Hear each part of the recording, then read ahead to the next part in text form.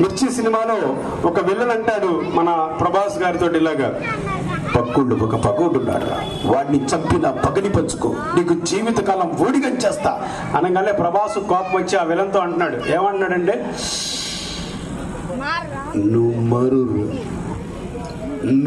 మారో ఆ ఊరి మీద నీ కన్ను పడితే కన్నెర్ర చేసి నీ కంటి మీద కొనుక్కు లేకుండా చేసిన ఆ మగాడు చచ్చిపోయాడు. ఆ ఇంటి గుమ్మం మీద నీ చేయి పడితే నీ ఇంటి గుమ్మం దాకా వచ్చి నీ మెడ పట్టుకున్న పౌరుషం చచ్చిపోయింది. చచ్చిపోయి ప్రేమగా మారాడు. నేను కత్తి వాడడం మొదలు పెడితే నాకంటే బాగా ఎవడో వాడాడు. చివరికి కత్తులే మిగులుతాయి. ప్రేమిస్తే పోయేదేముందిరా, మహా అయితే తిరిగి ప్రేమిస్తారు.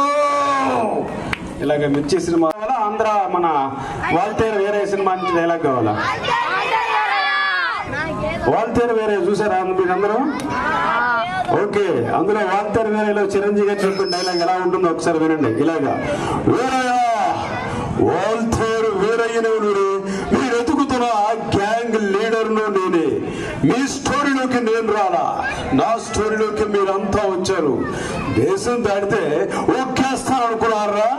నా ఒక్క సముద్రం ఓట మీద ఉన్న పోటు మీద ఉన్న ఈ వాల్తేరు వీరయ్య తడ్డు తిరగేసి కొడితే తిమింగళమైనా సరే ఒళ్ళో వాలాలా. రికార్డ్స్ లో నా పేరుండడం కాదురా, నా పేరు మీద రికార్డ్స్ ఉంటాయి. ఈ సిటీకి ఎంతమంది కమిషన్లు వస్తూ ఉంటారు, పోతూ ఉంటారు, కానీ వాల్తేరు వీరయ్య లోకల్. అలా వెళ్ళిపోయింది హెలికాప్టర్. ఇలా రకరకాల శబ్దాలు మనం అనుకరించుకోవచ్చు అనమాట.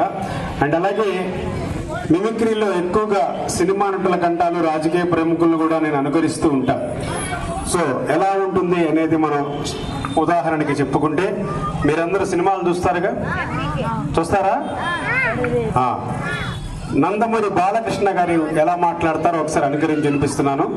అఖండ అనే సినిమా నుంచి బాలకృష్ణ గారు ఆ సినిమాలో ఆయన చెప్పిన డైలాగులు ఇప్పుడు మీకు చెప్పబోతున్నాను. ఆయన గొంతులో ఎలా ఉంటుందో ఒకసారి వినండి. రాయ్ అంచనా వేయడానికి నువ్వేమన్నా పోలవరం డ్యామా పట్టిసీమ దోమ పిల్ల కాలువ. ఒక మాట మీరంటే అది శబ్దం, అదే మాట నేనంటే శాసనం, దైవ శాసనం. ఒక్కసారి డిసైడ్ అయ్యి బరిలో దొక్కితే బ్రేకుల్లోని బుల్డోజర్ని దొక్కి పడతా లెఫ్టా రైటా డాబా బోటమా ఇటు నుంచి రేకుతో కోకినా కొడక ఇంచి బాడీ మిగలదు.